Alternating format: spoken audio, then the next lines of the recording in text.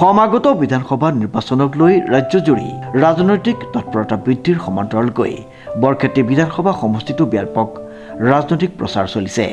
আমাৰ টিএমচি দলত আমি নতুনকৈ যোগদান কৰিলোঁ। জিলা সভাৰ সভাপতিত্বত আমি যোগদান কৰিছোঁ। আজি আমি ৰাজনীতিত আহিলোঁ কিয়? ৰাজনীতিত ছাত্ৰ সমাজৰ পৰা ডাইৰেক্ট ৰাজনীতিত আহিলোঁ। আমি অসমৰ ৰাজনীতি দেখিছোঁ, কংগ্ৰেছৰ ৰাজনীতি দেখিছোঁ, বিজেপিৰ ৰাজনীতি দেখিছোঁ।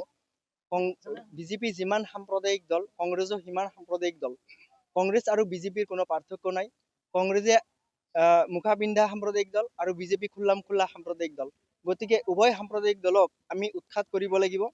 আৰু আমি অসমৰ যি ভৱিষ্যত, এই ভৱিষ্যত এই দুটা ৰাজনৈতিক দলৰ হাতত যে সুস্থ নহয়, আমি তাৰ উমান পাইছোঁ। আজি প্ৰত্যেকজন নাগৰিকৰ কান্ধত যিমান ঋণৰ বজা পৰিছে, আমি অলপ উনুকিয়াই চালে গম পাম। আৰু কংগ্ৰেছৰ এক বোবা লেকামহীন নেতৃত্ব, এই কংগ্ৰেছৰ নেতৃত্ব আৰু কংগ্ৰেছৰ বিৰোধী দলৰ যি নীতি, এই নীতিত জনসাধাৰণে বেয়া পাইছে, কোনেও আশ্বস্ত নহয়।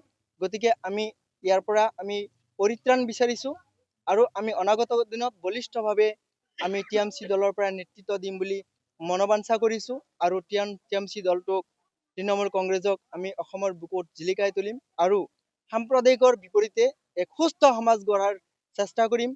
আমি এক শৈক্ষিক, বিবেকবান, সুস্থ সমাজ গঢ়াৰ চেষ্টা কৰিম, য'ত নাথাকিব হিংসা, বিদ্বেষ, মদ, ভাং, জুৱা, ড্ৰাগছ। সকলোৱে ঊৰ্ধত গৈ এটি শিক্ষিত, শৈক্ষিক এক বাতাবৰণ সৃষ্টি হ'ব লাগিব অসমত।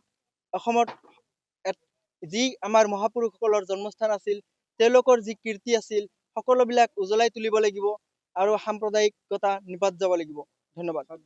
বৰ্তমান প্ৰভাৱ বুলি ক'লে তৃণমূল কংগ্ৰেছৰ প্ৰভাৱ আছে আৰু বৰক্ষেত্ৰীৰ ৰাইজে পৰিত্ৰাণ বিচাৰিছে, কংগ্ৰেছ আৰু বিজেপিৰ পৰা পৰিত্ৰাণ বিচাৰিছে। এটি নতুন মুখ, নতুন ফেচ বৰক্ষেত্ৰীৰ ৰাইজে বিচাৰিছে। ভোট দিব কাক? কোন ভাল? কাক ভোট দিব? গতিকে আমি ওলাই আহিছোঁ। আমাক আস্থাত ল'ব লাগে। আমাৰ পিছত কৰি অহা কামবোৰ ৰাইজে চাব লাগে। তাৰপিছত আমি আশা কৰিম ৰাইজ আমাৰ লগত থাকিব। তথাপি আজিৰ যোগদান কাৰ্যসূচীত 700ৰ পৰা 1000 মানুহ ইয়াত উপস্থিত আছিল, আপোনালোকে দেখিছে। প্ৰত্যাহ্বান কাৰ লগত? মোৰ প্ৰত্যাহ্বান মোৰ নহয়। আমাৰ বৰক্ষেত্ৰীৰ ৰাইজ যথেষ্ট বিবেকবান ৰাইজ। আমাৰ বৰক্ষেত্ৰীৰ ৰাইজে যদি ভাবে, তেতিয়াহ'লে প্ৰত্যাহ্বানে নহয়। কাৰণ একজনৰ নেতৃত্বত চৰাঞ্চলৰ মিয়াৰ ভোট নালাগে বুলি কোৱা ৰাজনৈতিক দলৰ মিয়াৰ লগত মিতিৰালি। আজি চৰাঞ্চলৰ কিছুমান দালালৰ কাৰণে চৰাঞ্চলৰ ৰাইজক পণবন্দী কৰা হৈছে।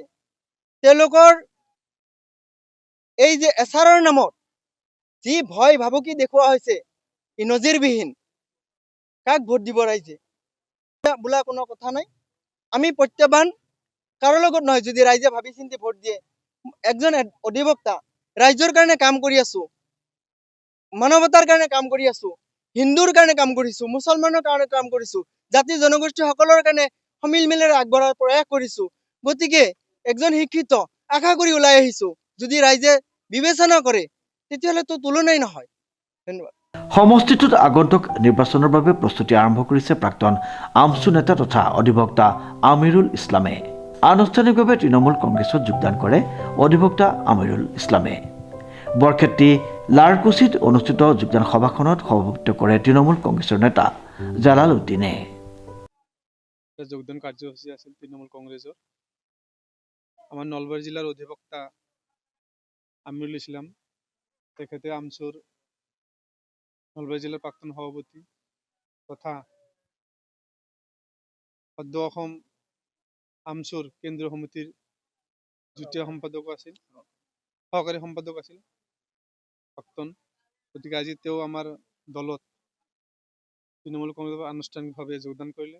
তেখেতক আমি তেখেত স্বাগতে ধন্যবাদ জ্ঞাপন কৰিছোঁ। এতিয়া কথা হ'ল, আপোনালোকে সকলোৱে জানে যে আমাৰ যিটো এচাৰ চলি আছে বৰক্ষেত্ৰী সমষ্টিত, এই এচাৰ বিষয়ে যথেষ্ট যুদ্ধ কৰিছে। মই যিমানখিনি পাৰোঁ আইনী প্ৰক্ৰিয়াৰে মই কেছো কৰিছোঁ। আমাৰ দলৰ পৰা হাইকোৰ্ট কৰিছে, মই নিজে গৈ আমাৰ অনুৰাগ গোয়েল যিজন আমাৰ কমিশ্যনাৰ তেখেতক মই লগ কৰিছোঁ। আমাৰ সুস্মিতা দেৱ ডাঙৰীণীও আমাৰ লগত আছিল। আমি মেমৰেণ্ডাম দিছোঁ এই বিষয়ে। মই থানাতো কেছ কৰিব গৈছোঁ, চৰত থানাত কেছ কৰিব গৈছোঁ, কেছ লোৱা নাই। মোকালমা থানাত কেছ কৰিব গৈছোঁ, কেছ লোৱা নাই। তাৰপিছত মই সেই কেছ মেইল কৰিছোঁ। তাৰপিছত আমি হাইকোৰ্টতো কৰিছোঁ এই এচাৰ লৈ। আৰু এটা কথা হ'ল কি, মোৰ ৱাইফ ৰেহানা বেগম যোৱা পঞ্চায়তত বৰক্ষেত্ৰী চৰ জিলা পৰিষদৰ প্ৰাৰ্থী আছিল। তেখেতৰ নামতো মোৰ নামত আনকি মোৰ পৰিয়ালৰ গোটেইকেইজন ব্যক্তিৰ নামত এবাৰ 3বাৰকৈ নটিচ পঠাইছে হেয়াৰিঙৰ নামত। এবাৰ মোকালমাত হ'ল, তাৰপিছত নলবাৰীত দিলে, আকৌ মোকালমাত 26 তাৰিখে তেওঁলোকে এইটো বিজেপিৰ ষড়যন্ত্ৰ, এই বিজেপিৰ ষড়যন্ত্ৰ বুলি আজি বৰক্ষেত্ৰী চৰ অঞ্চলত ৰাইজ হৈছে। 17,500 মানুহক তেওঁলোকে যি অত্যাচাৰ কৰিলে, ইয়াৰ উত্তৰ হয়তো অহা বিধানসভা নিৰ্বাচন নিশ্চয় পাব। আৰু এই এচাৰৰ জৰিয়তে যিখিনি মানুহ হাৰাশাস্তি হ'ল, বৰক্ষেত্ৰী চৰ অঞ্চলৰ পৰা 90% ভোট লৈ বিধায়ক দিগন্ত বৰ্মনে বিধায়ক হৈ আজি তেওঁ নিমাতী কইনা হৈ বহি আছে, কিন্তু একাষাৰ মাতো নামাতিলে। যিখিনি কাম তেওঁ কৰিব লাগিছিল সেইখিনি কাম আজি অধিবক্তা আমিৰুল ইছলামে কৰিছে, সেইখিনি কাম মই কৰিছোঁ।